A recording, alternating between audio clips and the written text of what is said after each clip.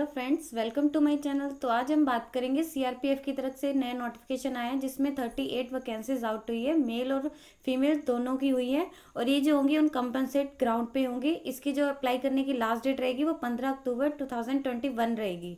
अब हम बात करेंगे कि ये वैकेंसीज किन किन की है। ये वैकेंसीज है जो नेक्स्ट ऑफ किन या यानी कि डिपेंडेंट पर्सन की है, जो भी मतलब या तो उसमें लड़ाई में यानी लिखा हुआ कि जो डिसीज है या बीमार है या पर्सनल डाइट वायलेंस सर्वे जो सर्विस करते हुए जिनकी मृत्यु हो चुकी है या फिर वो मिसिंग है, उन सब के लिए उनके जो डिपेंडेंट है उनके लिए है। एक बार आपको डिपेंडेंट की परिभाषा बता देती हूँ। या तो उसमें उसके पति पत्नी आ सकते हैं, स्पाउस आ सकता है, या फिर उसका सन इंक्लूड हो सकता है, इंक्लूडिंग अडॉप्टेड सन भी हो सकता है। नेक्स्ट है उनकी डॉटर भी हो सकती है, इंक्लूडिंग अडॉप्टेड डॉटर हो सकती है। अगर वो अनमेरिड है तो उसके भाई बहन भी हो सकते हैं। इसके अलावा और भी दिए हुए हैं, तो आप एक बार यहाँ पे जाके चेक कर सकते हैं कि नेक्स्ट ऑफ किन और उनमें मतलब डिपेंडेंट में कौन कौन से आएंगे। इसके अलावा लिखा है कि जो भी एलिजिबल किन होंगे मतलब नेक्स्ट ऑफ किन होंगे, वो जहाँ पे भी उनका जो पर्सन है उन्होंने वो लास्ट या तो जॉब किया किसी भी ऑफिस में या फिर यूनिट में किया, तो वो वहाँ भी अप्लाई कर सकते हैं। इसके अलावा इन्होंने लिखा है कि जो आपका एप्लीकेशन फॉर्म है आपने वो सबमिट करना है, या तो रजिस्टर्ड पोस्ट के थ्रू या स्पीड पोस्ट के थ्रू, या आप बाय हैंड भी कर सकते हैं। अब हम इसकी क्वालिफिकेशन के बारे में बात करेंगे तो इसके लिए जो मिनिमम क्वालिफिकेशन मांगी है वो +2 है या इसके इक्विवेलेंट कोई भी स्टडी है। इसके अलावा इन्होंने एक स्पेशल नोट दिया हुआ है कि अगर आपने 3 इयर्स का डिप्लोमा किया हुआ है या 2 या 3 इयर्स का टेक्निकल में आफ्टर 10th, और वो आपका इस इक्विवेलेंट वो मतलब आपकी +2 के इक्विवेलेंट नहीं है, तो एक बार आप ध्यान से चेक कर लीजिएगा कि अगर आपने 10th के बाद डिप्लोमा किया तो आप मतलब उसके लिए अप्लाई नहीं कर सकते हैं। अब हम बात करेंगे एज के बारे में। तो इसमें जो एज मांगी है वो 18 to 25 ईयर्स तक की मांगी गई है।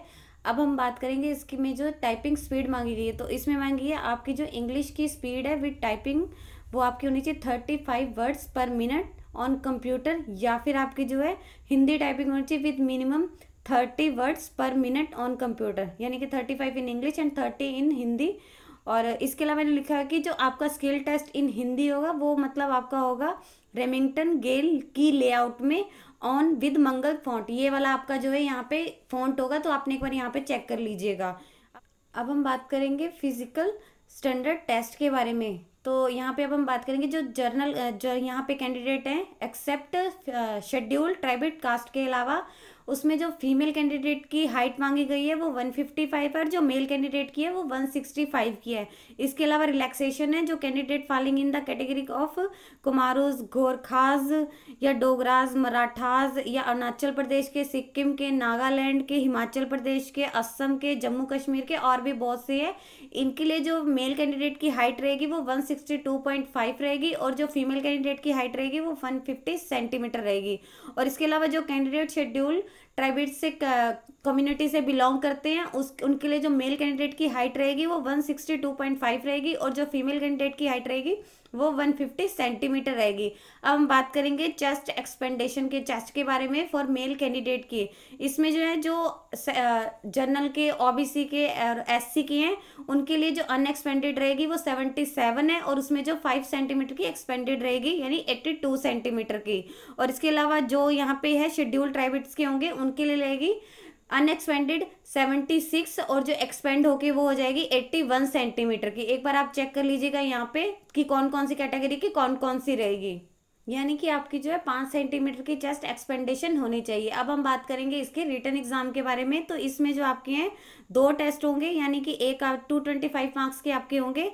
फर्स्ट होगा जो आपका फर्स्ट पार्ट में होंगे 200 मार्क्स के होंगे। इसमें आपके टोटल 4 सेक्शन होंगे। फर्स्ट होगा हिंदी और इंग्लिश लैंग्वेज का, उससे भी लैंग्वेज से रिलेटेड होगा। सेकंड आपका होगा जनरल इंटेलिजेंस का। थर्ड आपका होगा न्यूमेरिकल एप्टीट्यूड का और फोर्थ आपका जो है वो क्लरिकल एप्टीट्यूड का होगा। और जो आपका एग्जाम होगा वो हिंदी और इंग्लिश लैंग्वेज दोनों में हो सकता है। और जो इनका एग्जाम टेस्ट वो डिफरेंट होगा हिंदी लैंग्वेज के लिए भी और इंग्लिश लैंग्वेज के लिए भी। और इसके अलावा जो पार्ट 2 का होगा वो 25 मार्क्स का होगा। इन्होंने लिखा हुआ है कि उसमें आपसे टोटल 2 क्वेश्चन पूछे जाएंगे। फर्स्ट होगा आपका ऐसे राइटिंग जो 15 मार्क्स का होगा, यानी कि आपको वो 150 वर्ड्स में लिखना होगा, हिंदी या इंग्लिश इनमें से कोई भी लैंग्वेज में हो सकता है। और सेकंड आपका होगा लेटर राइटिंग होगा, वो 10 मार्क्स का होगा और उसको आपने मतलब 100 वर्ड्स के अंदर लिखना होगा। तो आप एक बार चेक कर लीजिएगा कि इसमें टोटल आपके जो 225 का मार्क्स का एग्जाम होगा उसमें आपके टोटल 2 सेक्शन होंगे। कौन कौन से, पार्ट 1 होगा और पार्ट 2 होगा। पार्ट 1 आपका जो है वो 200 मार्क्स का होगा, सेकंड जो है वो 25 का होगा। अब हम बात करेंगे मैक्सिमम रिलैक्सेशन के बारे में, मतलब सभी क्राइटेरियाज में। तो फर्स्ट आपको जो हाइट में 7.5 सेंटीमीटर की रिलैक्सेशन मिल सकती है। सेकंड आपकी जो 6 सेंटीमीटर एक्सपेंडेड हो सकती है और 5 सेंटीमीटर एक्सपेंडेड हो सकती है।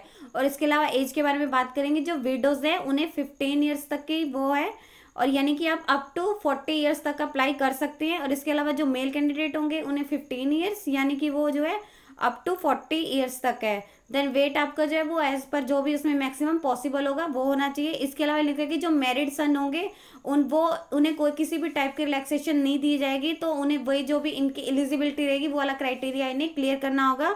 इसके अलावा इन्होंने एक नोट दिया हुआ है कि जो भी कैंडिडेट रहेगा उन्हें अपने सारे के सारे डॉक्यूमेंट लेके होंगे with along with photocopy as per describe form, जो भी इसके फॉर्म दिया हुआ है अटैच विद द नोटिस जो भी है। और इसके लिखा है कि जो भी इसके मतलब किन होंगे या डिपेंडेंट होंगे वो अप्लाई करेंगे एक प्लेन पेपर में, नेम ऑफ द पोस्ट, कौन सी पोस्ट के लिए वो अप्लाई कर रहे हैं, विद 3 उसके उसमें आपके साथ जो है वो पासपोर्ट टाइप फोटो होने लगी चाहिए, जो अभी की अभी खिंचवाई है उन्होंने पासपोर्ट टाइप है, तो आप एक बार चेक कर लीजिएगा। इसके अलावा लिखा है कि जो कैंडिडेट ने मतलब एक चांस है उनका मिस हो चुके हैं, उन्होंने पहले अप्लाई किया बट वो सिलेक्शन नहीं हुए हैं, तो वो इस फॉर्म इसके लिए अप्लाई नहीं कर सकते हैं।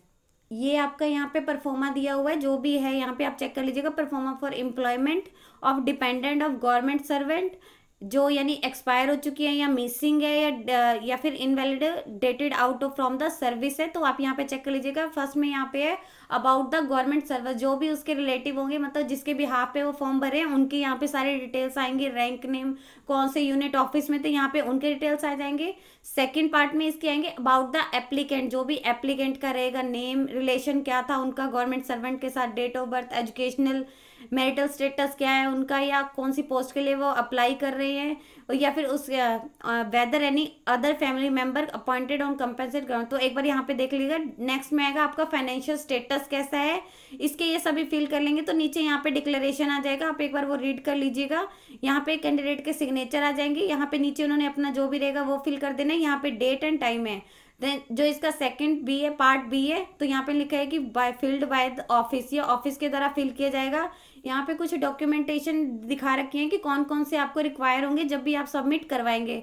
फर्स्ट आपका होगा एप्लीकेशन फॉर्म इन प्रिस्क्राइब्ड फॉर्मा, जैसे मैंने आपको बताया था पार्ट ए और एक पार्ट बी है, जो पार्ट ए आपने भरना है वो होना चाहिए वाइल आप जब भी सबमिटेड करवाएंगे अपने जिस भी उसके लिए। सेकंड आपका होगा एक रिटर्न एप्लीकेशन, आपने जैसे ने कहा था कि प्लेन पेपर पे कौन सी पोस्ट के लिए आप अप्लाई कर रहे हैं। थर्ड आपका अंडरटेकिंग सर्टिफिकेट, जो भी आप undertaking certificate for looking after के लिए।